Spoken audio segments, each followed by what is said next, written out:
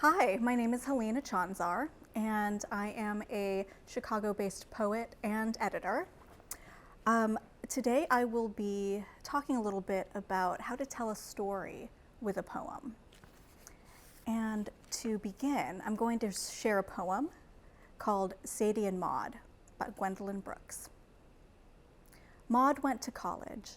Sadie stayed at home. Sadie scraped life with a fine-tooth comb. She didn't leave a tangle in. Her comb found every strand. Sadie was one of the livingest chits in all the land. Sadie bore 2 babies under her maiden name. Maud and Ma and Papa nearly died of shame. When Sadie said her last so long, her girls struck out from home. Sadie had left as heritage her fine-tooth comb. Maud, who went to college, is a thin brown mouse. She is living all alone in this old house. So one of the things that's so wonderful about this poem is that it tells a story. And when we think about stories, sometimes we think about long books or 2-hour movies, but Gwendolyn Brooks does it in just 5 stanzas.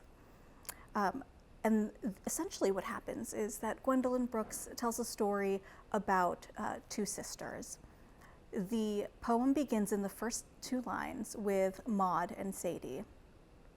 The way that Gwendolyn Brooks tells the story of these 2 sisters is that she goes through what happens to Sadie throughout the poem. In the first stanza, Gwendolyn Brooks uses a metaphor. A metaphor is a comparison between 2 things. And instead of saying one thing is like another thing, it says that one thing actually is that other thing. So the metaphor that's being used here is that Sadie scraped life with a fine-tooth comb. And that metaphor continues on through the second stanza. And by this, Brooks is really talking about what it is that, Brooks is really talking about how Sadie lives her life. She lives freely and wildly. When you scrape something with a fine-tooth comb, you get every single bit of the tangles. And so what she's saying is that Sadie is living a very full life. In the third stanza, we go on to learn about Sadie having 2 children, and we learn about her sister and her parents' response to that. In the fourth stanza, we get to the end of Sadie's life and the continuation of her daughters' lives. And it says that the last 2 lines of that fourth stanza, Sadie had left as heritage her fine-tooth comb. It really shows that she's passing down her love for life and her way of living fully and wildly. Then we get to the last stanza, where we get back to Maud. And at this point, the only things we know about Maud is in the very first line, she goes to college, and in the third stanza, she has a response to Sadie having 2 babies. But that very last stanza is all about Maud, and it's telling her story. Maud, who went to college, is a thin brown mouse. She is living all alone in this old house. So even though most of the story is about Sadie's life, we get a little bit at the end about how Maud is living after Sadie passes away.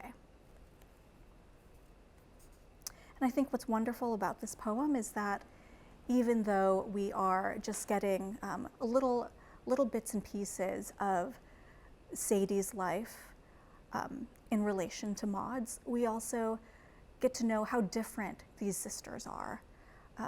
This poem, in 5 short stanzas, tells a really great story about the 2 different lives and outcomes these 2 sisters have.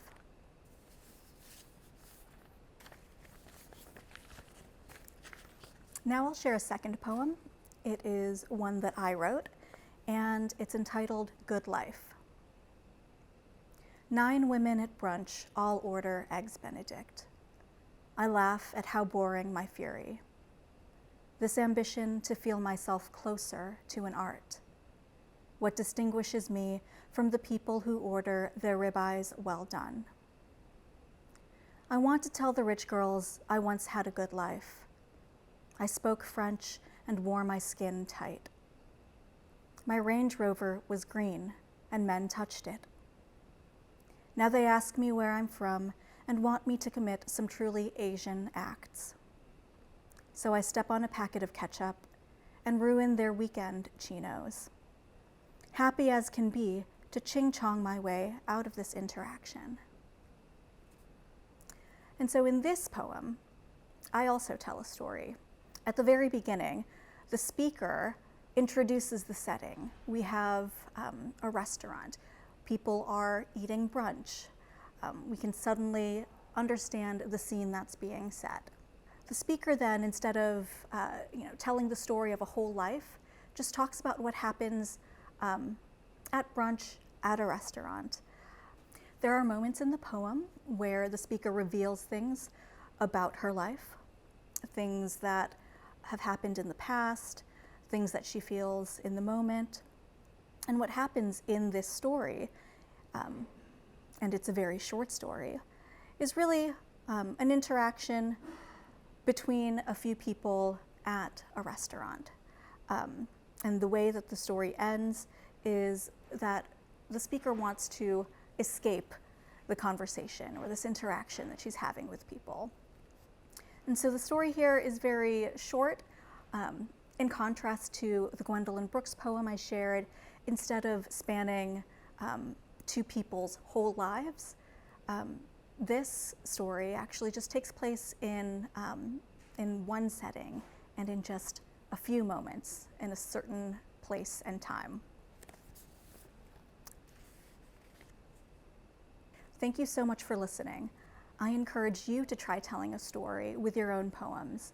And as you explore poetry and write your own poems, one word of advice that I can share is that the more you read, the more exposure you'll have to different kinds of poetry. So see what you like. There's so much wonderful poetry out there. And if you haven't found a favorite poem yet, keep reading, and I know you'll find one soon. Thanks.